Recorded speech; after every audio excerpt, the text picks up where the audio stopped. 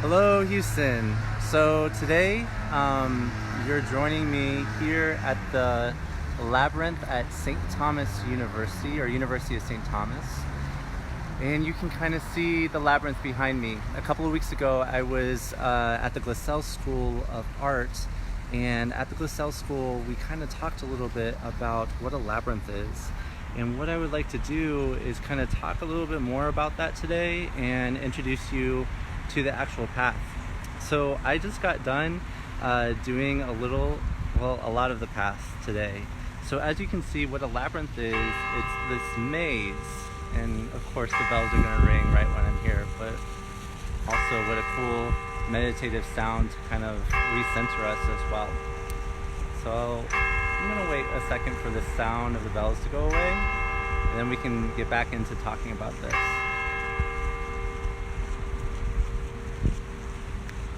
So what a labyrinth is really, it is kind of a symbol, and it's a maze as well. So it's a maze that goes only in one direction. You don't have to find your way through it. It's not like one of those mazes that that you did as a kid. It's more of a reflective tool. So it has tons of twists and turns, and I'm actually joining you right now at the end of my maze. So when I started at the very beginning over here.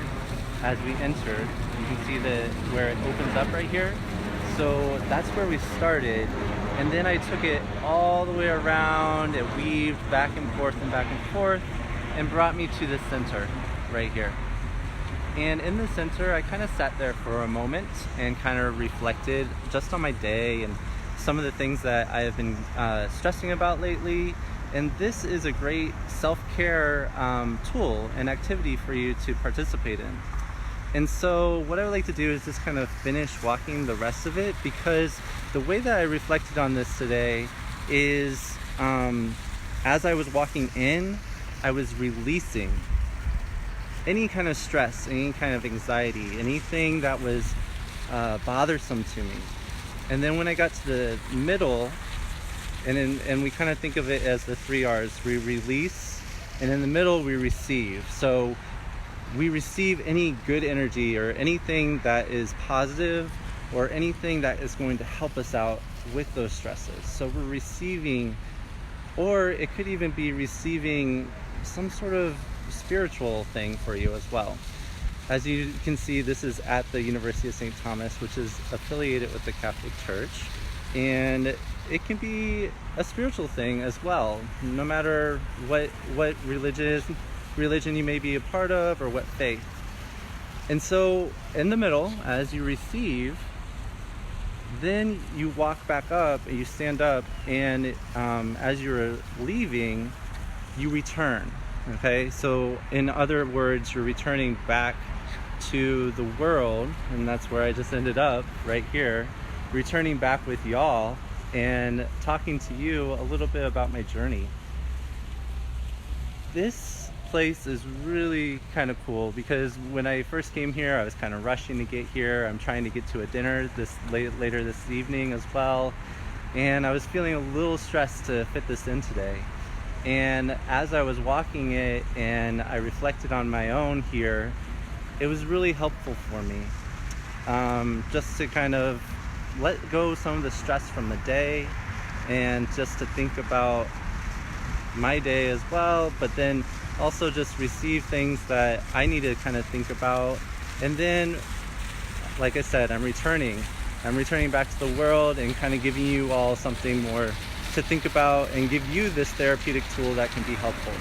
What I also like here is that we have some water features, so they provide kind of a sound barrier because there is a busy road off to the side here, and that busy road can kind of create a lot of sound. So it's kind of nice to have the sound barrier of the water. And I mean, honestly, the water can be a very therapeutic sound as is. I'm also going to walk us over to the mall because there is a chapel here. Like I said, it is Catholic in denomination, but it may be something that you're interested in visiting because it can just be a very reflective space. And I just want to be able to show that to you. Okay, so we're walking back into the mall, or the walk space around St. Thomas, and I'm also going to show you a little bit of the chapel. So here is, let's see, let me turn around here. So back behind me is the mall in this big green space, and this is where classes at the university are taking place. And then if you see behind me, we have this big wall and this chapel, and I'm going to kind of walk backwards. So this can be another place for you to just maybe, I mean, you could even come out here on the lawn and just kind of relax if you wanted to as well. But you can see behind me the chapel, and it has this big gold dome at the top and this crease, this entrance space. And so the entrance space right here, that's the entrance. It's like this, it's like as if you took a piece of paper and you folded it out and you're able to get inside. So maybe we'll come and visit the chapel at a later date, but I did definitely want to show you the labyrinth. So labyrinths have been used all throughout history, even starting back to the ancient Greeks. And then they were kind of modernized during the Renaissance, and they were used sort of as a replacement of a pilgrimage. So a lot of cathedrals will have them because there often was a time that you could take a pilgrimage over to Jerusalem. And so this is just a great way of, you can have that symbolism behind it, you could have a spiritual or religious meaning behind it, or you could use it very secularly as well and get a lot out of it. I've also taken a group of LGBT youth here, and one way that we used it as a symbolism is that we kind of used it in a way of, where did you feel most yourself? And so the center was you, and you feeling one as yourself, and then the outside kind of represented anything that kind of took you away from that. And so as you walk through it, and you could even, if you did want to add a religious component to it, it could be your closeness to God, and then when you maybe were walking through life and you felt farther away from that. So there's many ways to think about it, a lot of symbolism that can go into it, and there are tons of websites out there that can explain how a labyrinth can be walked. So I kind of give you a couple of different ways that you could use it today. One is to use the 3 R's. So you are releasing, receiving, and returning. And then another way you could think of it as a life journey.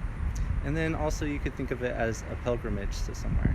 So if this is interesting to you, if you've used the labyrinth in the past and you want to give me some suggestions on how you could walk it, please leave some comments below.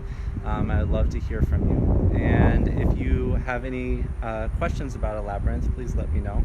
Or what I plan on doing is putting the location, how to get to this place. I plan on putting that in the description below. And if you have any questions, like I said, please add them to the comments. Please like and please subscribe to this page. I hope you're all having a great evening, and I will talk to you later. Bye.